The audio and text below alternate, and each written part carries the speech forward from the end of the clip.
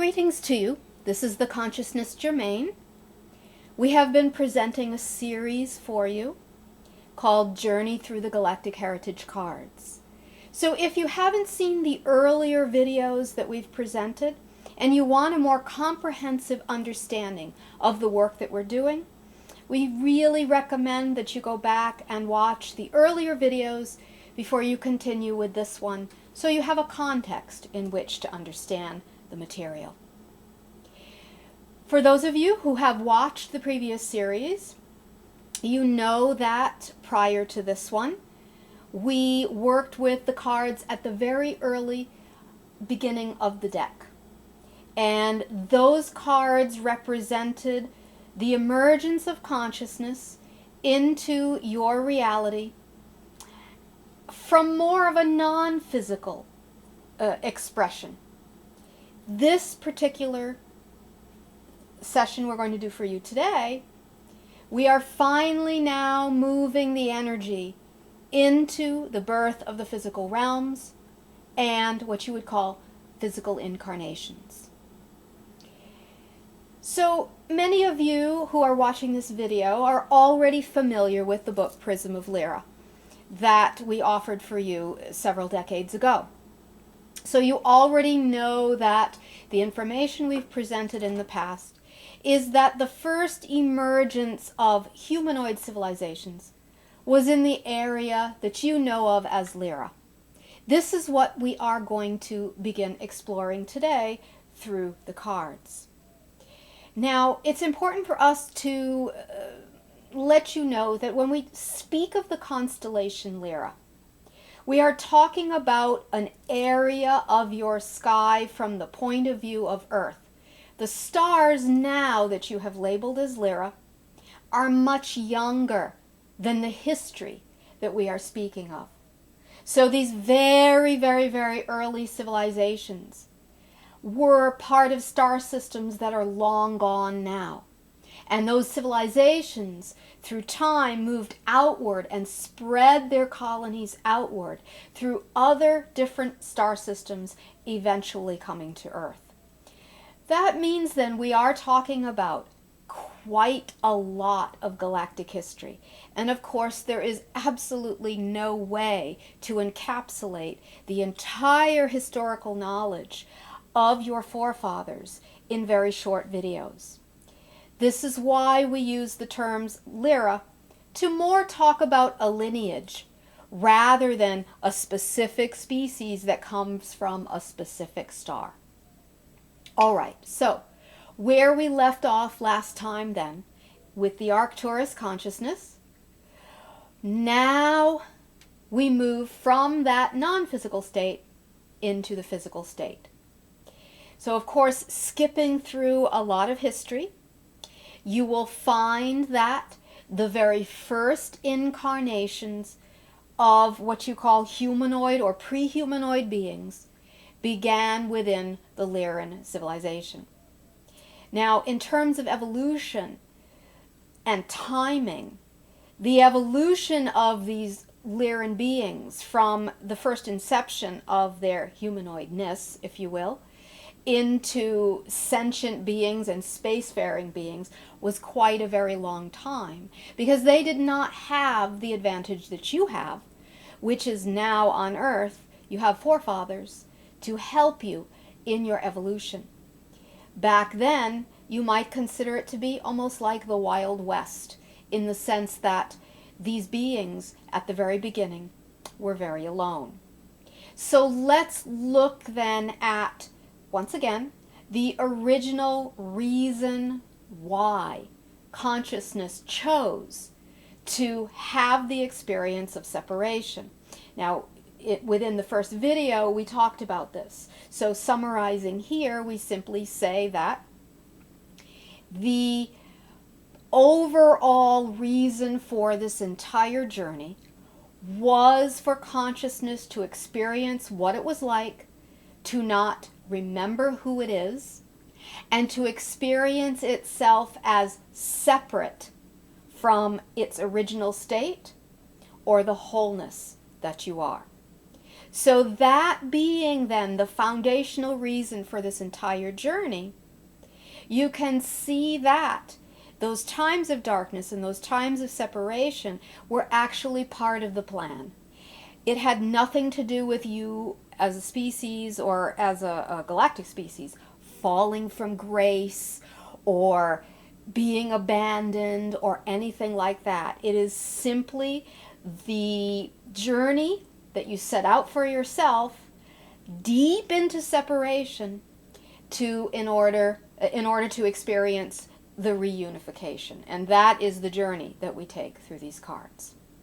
All right, so now we move to the very early civilizations of Lyra. And you could say these civilizations were the mother species for all the humanoid species that came afterwards. Now, because they had no models, so to speak, it was very much like in the United States you have something called pioneers. It was very much like becoming pioneers, going into a realm for which you had no map and you had to forge your own way. So these very early species then obviously had to be very focused on surviving and living and creating in the external world. So we look then at the very, very first Lyra card here, which is card number 11, and the theme is pioneering spirit. This really describes in a nutshell what the characteristics of these very early Lyran species had to be in order to survive and thrive. They had to have the sense of being willing to joyfully go into the unknown, despite being perhaps afraid of the unknown circumstances, and to see it as a learning experience. This is very much categorizing what this early species was like. Now, if you receive this card of pioneering spirit within a reading that you're doing with the cards, it's very often referring to perhaps your core nature, that underneath all what you might consider to be fears and trepidations, that there is an aspect of you that has this spirit of exploring and going into the unknown. This was a very, very key characteristic that allowed the species to survive. Now, before we go further, though, we do want to just answer one question that you might have in your mind, which is, these ancient Lyran beings, did they remember where they came from? Did they remember that they were once part of a whole and are now willingly experiencing separation? Well, we would say that these very early beings had more of a sense of what you might call now indigenous spirituality, simply meaning that they recognized themselves as being part of the environment, which would also mean part of the planet, so the ecosystem, the animals, the trees, etc. They didn't really so much see themselves as separate right at the beginning. So they more had that kind of energy of indigenous connection. And that connection allowed them to feel connected to an unknown source or an unknown force, if you will. They didn't think too much about it, though. They were not, in that sense, spiritual practitioners. They simply lived consciously in the moment in whatever world they found themselves within. So there wasn't too much pondering of the spiritual ideas until later. All right, so that's the first card of the Lyran series, card number 11. Now, as time went on, though, remember, the journey is one towards separation. So at this point at the beginning, they haven't really gotten into the deepest separation yet. So the next step step for them, as we were talking about, is that they had to, in a sense, master the physical worlds, which meant that they had to learn to live in a physical environment. They had to learn to adapt themselves to planets. Now, of course, we are speeding through history at this point, but when they got to the point of being a spacefaring species, then they were really distracted in terms of how can they master the physical universe? How can they shape physical reality and planets into things that they can use? So now we're starting to see a little bit more of the idea of separation and of forgetfulness regarding the connection to the whole. So that brings us then to the second card, which is card number 12, and the theme of the card is masculine principle. So just to be clear, when we talk about masculine principle, we are not talking in any way, shape, or form anything that has to do with sexism or gender. All right? This is not a man-woman thing. Simply the idea of energy. You have positive charge, you have negative charge, just like the two ends of a battery. In order to utilize the energy source of the battery, you need both charges. The consciousness, as it went into separation in your realm, has these two charges. And you play out your connection and your relationship to these two charges, no matter what gender body you might be incarnated within. All right, so this is not an issue in any way that has to do with gender. It has to do with the qualities of energy. Masculine energy then tends to be an energy that is expressive, that moves outward, that projects outward into the physical realm. And with that being said, then you can see that this masculine energy was quite necessary for these early Lyran civilizations, because they needed that type of outward focused energy in order to learn how to live in the physical realms. So they utilized this masculine energy initially in a very constructive way. However, as they began moving farther and farther and farther away from the remembrance of the connection to who they are, and even moving more farther and farther away from what we were previously talking about regarding that type of indigenous spirituality, they began to lose connection with their initial source. And they began then to focus more on the masculine energy, or the energy of will, in order to navigate through reality. Now, once again, we remind you, this is part of the whole lesson that was meant to be learned through this whole journey. So there's nothing wrong with this. This is just what happened. So the masculine principle then began to be the energy that fueled them, but also the energy that began to create more and more separation. Next, we have card number 13. And again, it's a Lyra card. The theme is birth and expansion. To some degree, we've already covered this, but it has to do with the birth of consciousness into the physical realm and the drive for expansion. And we've already covered how this drive and this movement into expansion was fueled by the energy of the masculine principle. So now we go through the Lyran eras of massive expansion, and you might call that a lot of creation of empires, if you will, and a lot of colonization throughout areas that are, generally speaking, the area of Lyra, which of course in space terms is quite a broad area. So you're going to find these very, very early Lyran civilizations spread far and wide.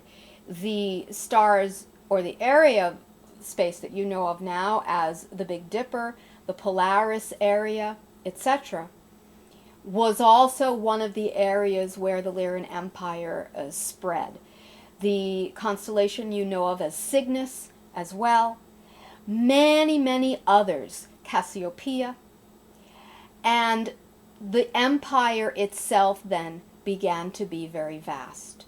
At this point, they were still really focused on navigating reality through the masculine principle. Later, we're going to talk about how that ended up being balanced out and what happened. But for now, in these early days, you're talking more about this masculine principle. Now, this brings us then to the last card in this particular series we're doing with the Lyra cards. It's card number 14, and the theme is Seeds of Polarity. All right, so this is actually a very important and pivotal energy marker, let's say, for your journey. And this is one of the reasons why we've included it in the deck.